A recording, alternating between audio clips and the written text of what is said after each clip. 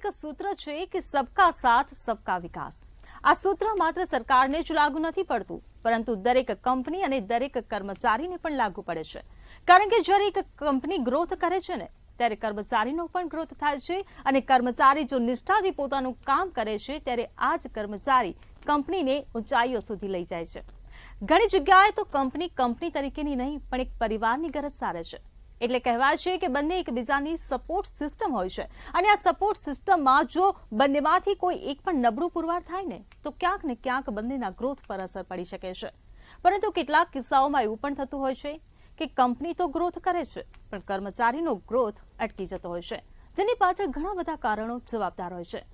ક્યાંક કર્મચારી નાસીપાસ થતો હોય છે, તેનું શ્રેષ્ઠ પ્રદર્શન તે કરી શકતો નથી, ક્યારેક પોતાનું જ કામ તેને કંટાળાજનક પણ લાગવા લાગે છે, અને આવા સમયે કર્મચારીનો વ્યક્તિગત વિકાસ પણ અટકી જતો હોય છે। ત્યારે કર્મચારીએ પોતાના ગ્રોથ માટે કરવું શું? અરે તમે તો ફરી ચિંતા કરવા બેઠા, શું કામ કરો છો આ ચિંતા? મંતવ્ય ન્યૂઝની સાથે મેનેજમેન્ટ ગુરુ છે ને। બિઝનેસને લગતા આજના 5મા એપિસોડમાં આજે આપણે વાત કરવાના છીએ કર્મચારીના ગ્રોથની। તો થઈ જાઓ તૈયાર, ને હવે કરીશું કાર્યક્રમ શરૂ, કે જેનું નામ છે મેનેજમેન્ટ ગુરુ।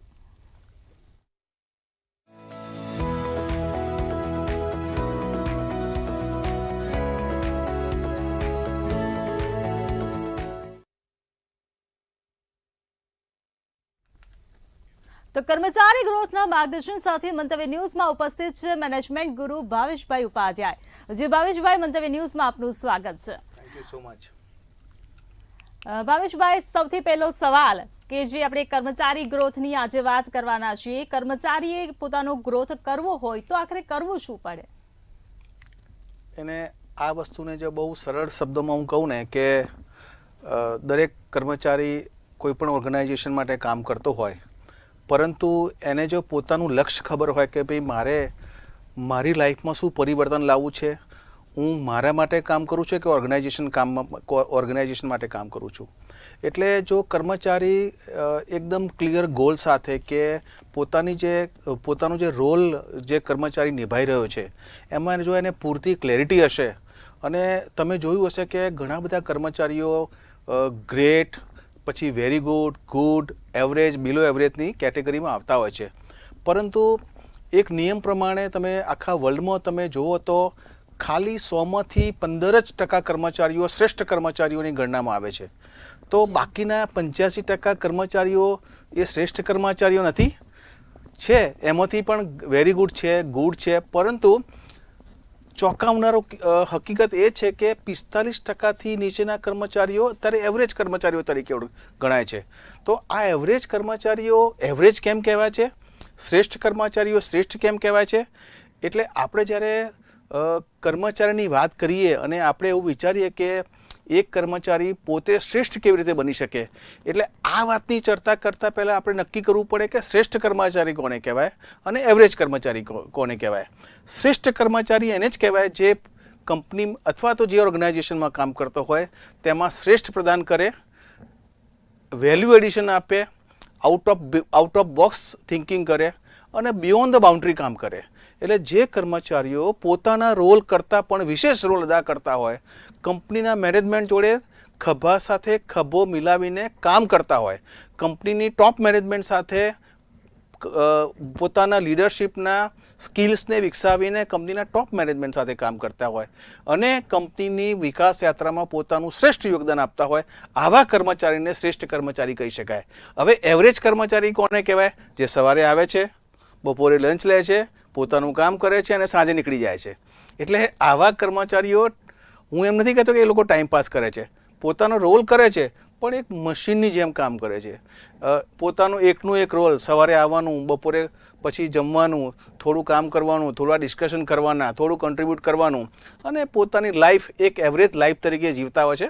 એમનું કન્ટ્રીબ્યુશન પણ કંપનીમાં એવરેજ હોય છે। એટલે જ્યારે જો તમારે શ્રેષ્ઠ કર્મચારી બનવું હોય તો તમારા વિચારો પણ શ્રેષ્ઠ હોવા જોઈએ, તમારી કામગીરી પણ શ્રેષ્ઠ હોવી જોઈએ, તમારું વર્તન પણ શ્રેષ્ઠ હોવું જોઈએ, અને તમે બધી જ વસ્તુઓ મેનેજમેન્ટના પર્સ્પેક્ટિવથી તમે જોઈ શકો તો જ તમે શ્રેષ્ઠ કર્મચારી બની શકો। એટલે તમે જે આ વાત કરી ભાવેશભાઈ, એટલે એક એવું દેખાઈ રહ્યું છે કે કોઈ પણ કંપનીમાં બે પ્રકારના કર્મચારીઓ હોય, એક સામાન્ય અને એક શ્રેષ્ઠ। હવે સામાન્યમાંથી શ્રેષ્ઠ બનવું હોય તો શું કરવું? સામાન્ય કર્મચારીઓની જે સંખ્યા બહોળી છે અને શ્રેષ્ઠ કર્મચારીઓની સંખ્યા બહુ ઓછી છે, એટલે આપણા કંપનીના વિકાસ માટે તો ખરું જ, પરંતુ દેશના વિકાસમાં પણ સામાન્ય કર્મચારીઓ જો શ્રેષ્ઠ કર્મચારીઓમાં તરીકે ફેરવાય એ આપણી દેશની ઇકોનોમી માટે બી જરૂર છે, દેશના વિકાસ માટે બી જરૂર છે, આપણે જે કંપનીમાં કામ કરતા હોઈએ એ કંપની માટે પણ જરૂરી છે.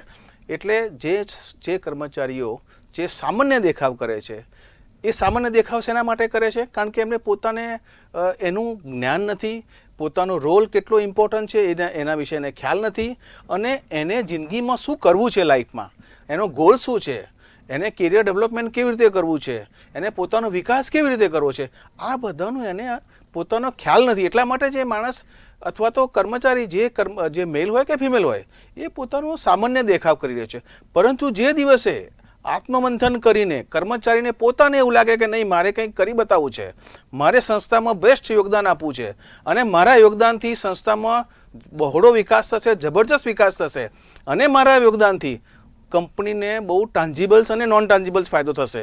જ્યારે કર્મચારીને પોતાના વિશે ગર્વની લાગણી અનુભવાય કે હું જે કામ કરું છું એનો મને સંતોષ છે, મારા કામથી કંપનીના યોગદાનમાં એક વેલ્યુ એડિશન હું આપી શકું છું, એ જે દિવસે એને લાગણી અનુભવાય ત્યારે ચોક્કસ કહી શકાય કે આ કર્મચારી સામાન્ય કર્મચારીથી માંડીને શ્રેષ્ઠ કર્મચારીની સફર અત્યારે પૂરી કરી રહ્યો છે. જી બિલકુલથી ભાવેશભાઈ, વિકાસની વાત આવી એટલે મને એક સવાલ ઊભો થયો કે વિકાસ તો મહત્વનો હોય છે, પછી કર્મચારીનો હોય કે પછી કંપનીનો હોય, બંને એકબીજાની પર આધારિત છે. હવે સવાલ એ ઊભો થઈ રહ્યો છે ભાવેશભાઈ કે જો કંપનીનો વિકાસ થાય તો જ કર્મચારીનો વિકાસ થતો હશે?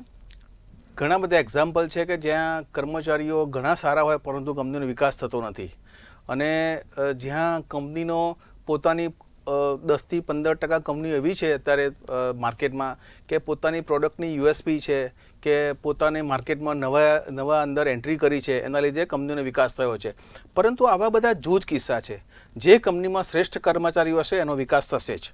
એટલે કંપનીનો વિકાસ ત્યારે જ થશે જ્યારે કંપનીમાં સારા કર્મચારીઓ હશે. ઓર્ગેનાઇઝેશન એટલે શું? ઓર્ગેનાઇઝેશન એટલે group of people they are working for a common goal. કંપનીના બધા જ કર્મચારીઓ એક કોમન ગોલ માટે કામ કરે અને ઓર્ગેનાઇઝેશન કહેવાય. ઓર્ગેનાઇઝેશન લોકોથી બને છે, લોકો શ્રેષ્ઠ કામગીરી કરે ત્યારે શ્રેષ્ઠ ઓર્ગેનાઇઝેશન બને છે, લોકો એવરેજ કામગીરી કરે ત્યારે એવરેજ ઓર્ગેનાઇઝેશન બને છે.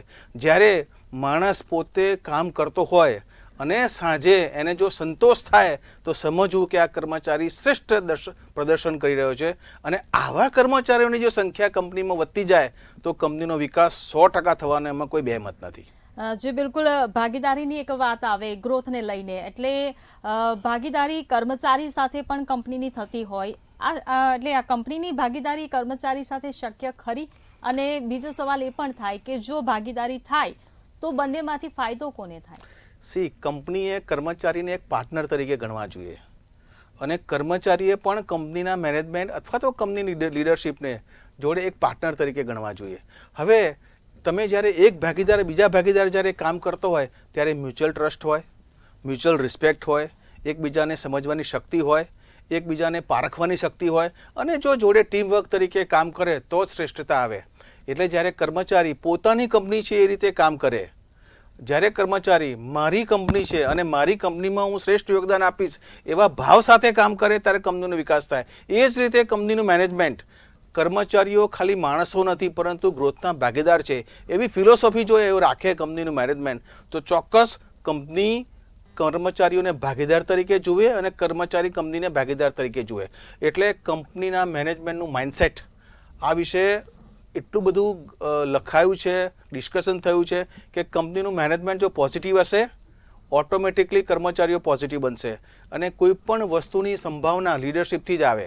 એટલે કંપનીનું લીડરશિપ, કંપનીના એન્ટરપ્રેનર્સ, કંપનીનું મેનેજમેન્ટ જો જેટલું પોઝિટિવ હશે એટલી જ કર્મચારીઓની પોઝિટિવની સંખ્યા વધતી જશે. એટલે કંપની અને કર્મચારીઓ જો બંનેને સરખું યોગદાન આપવું હોય તો ભાગીદારી કરવી જ પડે. હવે ભાગીદારી કેવી રીતે કરી શકાય? ભાગીદારી કામથી કરી શકાય, ભાગીદારી વિચારોથી બી કરી શકાય, ભાગીદારી એકબીજાને પરસ્પર હેલ્પથી બી થઈ શકે.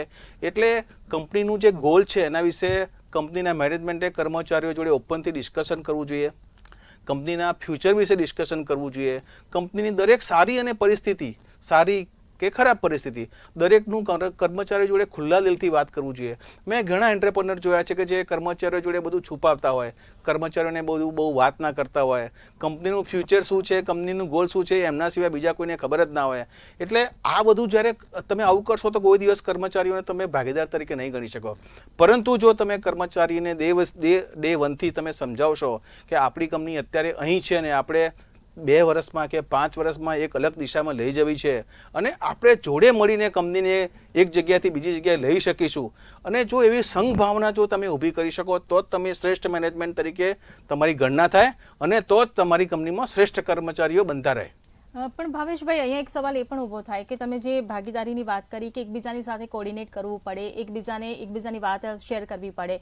હવે ઘણી વખત કેવું થાય કે કંપની ગ્રોથ કરતી હોય ને તો કર્મચારી પર તેની પોઝિટિવ અસર પડે, પણ જો કંપની ગ્રોથમાં ના હોય, એ ડાઉનમાં જતી હોય અને એવી કર્મચારીઓને જ્યારે ખબર પડતી હોય છે ને તો કર્મચારીઓમાં નેગેટિવ અસર પણ આવતી હોય છે, ત્યારે શું કરવું? જો તમારા પ્રમોટરમાં લોકોને ઇન્સ્પાયર્ડ કરવાની તાકાત હશે, હું તમને એક સરસ એક્ઝામ્પલ આપું. એક પુણેની કંપની છે, છેલ્લા 6 મહિનાથી એ લોકો સેલરી ટાઈમ પર નથી કરી શકતા કારણ કે કંપનીને ગ્રોથ નથી.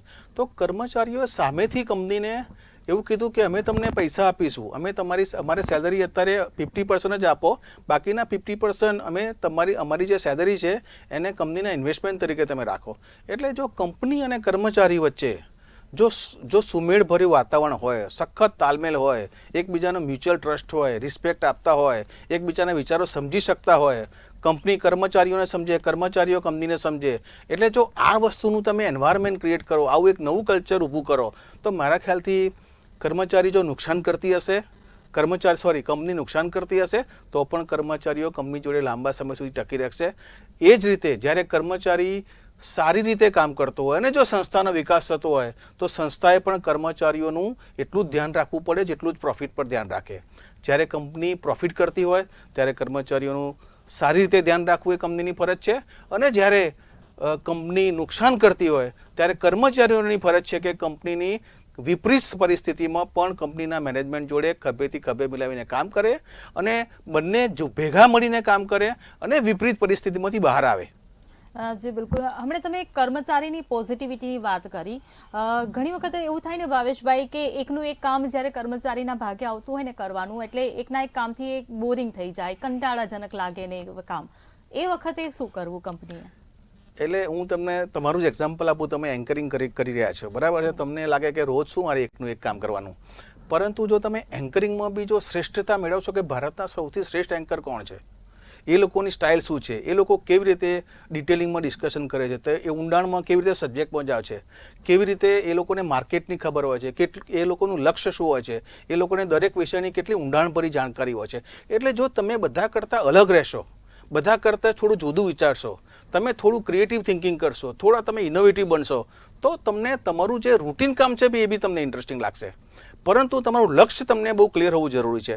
ભાઈ આજે હું આ એક હોદ્દો સંભાળી રહ્યો છું, આ રોલ કરી રહ્યો છું, પણ મારે મારા રોલમાં શ્રેષ્ઠતા લાવવી છે. એટલે એ એન્કરિંગ હોય કે કોઈ પણ નાનું કામ હોય, જે કામ તમે કરો એ કામમાં તમે જો શ્રેષ્ઠતા લાવશો તો તમે શ્રેષ્ઠ એમ્પ્લોય બની શકશો, એમાં કોઈ બેમત નથી. જી બિલકુલ. કંપનીના વિકાસની તમે જે વાત કરી કે કંપનીના વિકાસ સાથે સાથે કર્મચારીનો પણ વિકાસ થતો હોય છે, પરંતુ શું એવું થઈ શકે કે કર્મચારી પોતે જ જાતે જ પોતાની કારકિર્દીનું પ્લાનિંગ કરે? ચોક્કસ. દરેક કર્મચારીએ પોતાના કેરિયરનું પ્લાનિંગ તો કરવું જ પડે. પોતાની કોમ્પિટન્સી શું છે, પોતાનું નોલેજ શું છે, પોતાની શું સ્કિલ છે, એના વિશે કર્મચારીને પોતાને જ ખ્યાલ હોવો જરૂરી છે. ભાઈ આજે હું આ વ્યક્તિ છું, મારો આ રોલ છે, મારી આ કોમ્પિટન્સી છે, મારું આ નોલેજ છે, મારી આ સ્કિલ છે, અને મારા નોલેજમાં, કોમ્પિટન્સી, સ્કિલમાં શું અપગ્રેડ કરવાની જરૂર છે જેથી હું માર્કેટની સમકક્ષ બની શકું. જ્યારે પણ મારા રોલની બજારમાં વાત થાય ત્યારે મારું નામ લે. ફોર એક્ઝામ્પલ, હું એચઆરનો વ્યક્તિ છું, મારી કોર સ્ટ્રેન્થ એચઆર છે અને બિઝનેસ છે, એટલે મારે પોતાને મારી જાતને એવી રીતે તૈયાર કરવી પડે કે માર્કેટમાં લેટેસ્ટ હ્યુમન રિસોર્સિસના જે ટ્રેન્ડ હોય મને એની જાણકારી હોવી જોઈએ. લેટેસ્ટ બિઝનેસ મેનેજમેન્ટના જે ટ્રેન્ડ છે એની જાણકારી મને હોવી જોઈએ. એટલે તમે જે કંઈ રોલમાં હોય એ રોલ વિશે તમને પૂરી ઊંડાણપૂર્વકની જાણકારી, માર્કેટના ટ્રેન્ડ્સ અને બધા કરતાં કંઈક અનોખું કરવાની જો વૃત્તિ તમારામાં હશે તો જ તમે શ્રેષ્ઠ બની શકશો અને તમે જે કંઈ કામ કરતા હોય એમાં તમે બધા કરતાં થોડા અલગ તરી આવશો. જી બિલકુલ, આપણે કર્મચારીના જે બે પ્રકારની વાત કરી કે એક સામાન્ય હોય ને એક શ્રેષ્ઠ કર્મચારી હોય, પરંતુ એ વાસ્તવિકતાને પણ નકારી ના શકાય કે ઘણા કર્મચારીઓ આળસુ પણ હોતા હોય છે કે જેને કંપનીના કામમાં કોઈ રસ ના હોય, ઓછું કામ કરવાની એમની આદત હોય, કામથી ભાગતા હોય, ટાઈમ પાસ કરતા હોય, આવી પણ એક વાસ્તવિકતા છે ભાવેશભાઈ. તો આવા કર્મચારીઓને પ્રોત્સાહિત કઈ રીતે કરી શકાય કે જેનાથી કંપનીના ગ્રોથમાં એનો પણ ફાળો રહે? બહુ સરસ ક્વેશ્ચન છે. એટલે કર્મચારીઓને બોરિંગ કેમ અનુભવાય છે, કર્મચારીઓને કંટાળો કેમ આવે છે? કારણ કે એ લોકો એંગેજ નથી.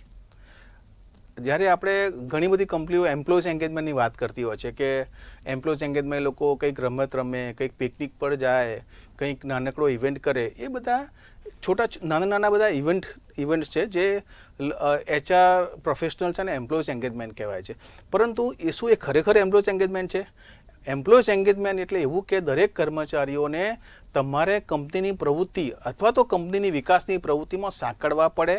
એ લોકો ઉત્સાહથી કંપનીની પ્રવૃત્તિમાં સંકળાયેલા રહે, રોજ એક વિનિંગ કલ્ચર જેવું એક વાતાવરણ ઊભું થાય અને કંપની પોતે એવું કલ્ચર વિકસાવી શકે HRની મદદથી જેમાં દરેક કર્મચારીઓ ઉત્સાહભેર સવારમાં જ એક તાજગીભરી સવારથી જ એ લોકો ઉત્સાહભરથી કામ કરે, પોતાનો વિશ્વાસથી કામ કરે, એકબીજા જોડે સ્માઇલથી રહે, એકબીજાને હેલ્પ કરે. અત્યારનો જમાનો એવો છે કે તમારું પરફોર્મન્સ જ એટલું મહત્ત્વ નથી. જો તમારી પિયર્સ એટલે તમારો બાજુવાળો પણ જો પરફોર્મન્સ ના કરતો હોય તો એનાથી ઓર્ગેનાઇઝેશનનું પરફોર્મન્સ અટકી જાય છે. એટલે ભલે તમે પરફોર્મર હોય પરંતુ તમારો જો સાથી કર્મચારી પરફોર્મર ના હોય તો તમારી પણ ફરજ બને છે કે સાથી કર્મચારી જોડે વાત કરવી, એના પરફોર્મન્સ અંગે ડિસ્કશન કરવું અને તમારા પરફોર્મન્સની સાથે સાથે એનું પરફોર્મન્સ પણ શ્રેષ્ઠતા લાવે એ તમારે પણ પ્રયત્ન કરવો પડે. ખાલી મેનેજમેન્ટની જવાબદારી નથી કે HRની જવાબદારી નથી. અત્યારે બધાએ ભેગા થઈને કંપનીનું પરફોર્મન્સ શ્રેષ્ઠ રીતે આવે બધાએ પ્રયત્ન કરવો પડે અને જો બધા જ પ્રયત્ન કરશે તો દુનિયાની કોઈ તાકાત કંપનીને શ્રેષ્ઠ બનાવતા રોકી નહીં શકે. અને જ્યારે કંપની શ્રેષ્ઠ બનશે ત્યારે કર્મચારીઓ આપોઆપ જ આ શ્રેષ્ઠ બનશે. એટલે હું એઝ એક કર્મચારી છું, જો મારામાં પરિવર્તન લાવવાની જો તાકાત હોય તો હું ચોક્કસ કંપનીમાં પરિવર્તન લાવી શકીશ. એટલે મારા પરિવર્તન સાથે કંપનીનું પરિવર્તન જો હું લાવી શક્યું તો જ હું બેસ્ટ એમ્પ્લોઈઝ તરીકે ગણના મારી થશે અને તો જ મને લોકો એપ્રિશિએટ કરશે અને તો જ હું બીજા કરતાં અલગ એમ્પ્લોઈઝ તરીકે મારી ઓળખાણ પ્રસ્થાપિત કરી શકીશ. જી ભાવેશભાઈ, ઘણી વખત એવું થતું હોય છે કે કર્મચારીની વચ્ચે પણ સ્પર્ધાઓ યોજાતી હોય છે અને આ સ્પર્ધાની અસર છે ને કંપની પર પણ પડતી હોય છે. ક્યારેક એનો ફાયદો કંપનીને થતો પણ હોય, ક્યારેક નુકસાન પણ થતું હોય ને એ જ વસ્તુ કર્મચારીને પણ લાગુ પડે આ સ્પર્ધાનો કે કર્મચારીને પણ એનો ફાયદો પણ થાય ને નુકસાન પણ થાય. તો એવા સમયે શું કરવું? અને સાથે સાથે આજે નવા વર્ષની જે શરૂઆત થઈ છે તો શ્રેષ્ઠ કર્મચારી હોય કે સામાન્ય હોય, કર્મચારીને આજે મેનેજમેન્ટ કયો ગુરુ મંત્ર આપશે? તમે એક કોમ્પિટિશનની વાત કરી તો કોમ્પિટિશન હંમેશા હેલ્ધી હોવી જોઈએ. હવે હેલ્ધી કોમ્પિટિશનની વ્યાખ્યા શું? એટલે જે કંઈ આપણે સ્પર્ધાત્મક વાતાવરણ ઊભું કર્યું હોય અને એમાં હું બીજા કરતાં શ્રેષ્ઠ કામ કરવું એ મહત્વનું નથી, પરંતુ મારું કામ શ્રેષ્ઠ કેવી રીતે કરવું એને હેલ્ધી કોમ્પિટિશન કહી શકાય. અને કંપનીના બધા જ કર્મચારીઓ જો હેલ્ધી કોમ્પિટિશનથી કામ કરે, એકબીજાને એપ્રિશિએટ કરે, રેસિપ્રોકેટ કરે અને એકબીજાની કામની સરાહના કરે તો એક ચોક્કસ હેલ્ધી એટમોસ્ફિયર ઊભું થશે, હેલ્ધી કલ્ચર ઊભું થશે અને એક હેલ્ધી કોમ્પિટિશન ઊભી થશે. એટલે બધા જ કર્મચારીઓ સાથે મળીને હળી મળીને મેનેજમેન્ટને સપોર્ટ કરે, મેનેજમેન્ટ એમને સપોર્ટ કરે તો એક સારું કલ્ચર બનશે. હવે જ્યારે તમે વાત કરી કે આજે એક સરસ દિવાળીનો તહેવાર આજે છે અને દિવાળીના આ તહેવારે દરેક કર્મચારીઓને હું વિનંતી કરીશ કે એક પોતાની જાતને શ્રેષ્ઠ માને, પોતાની જાત જે કંઈ કામ કરતા હો તમે, કોઈ પણ કામ નાનું કે મોટું નથી હોતું, પરંતુ તમે જે કંઈ કામ કરો એ કામ વિશે ગર્વ અનુભવો, દરેક કર્મચારી જોડે આત્મસન્માનથી વાત કરો.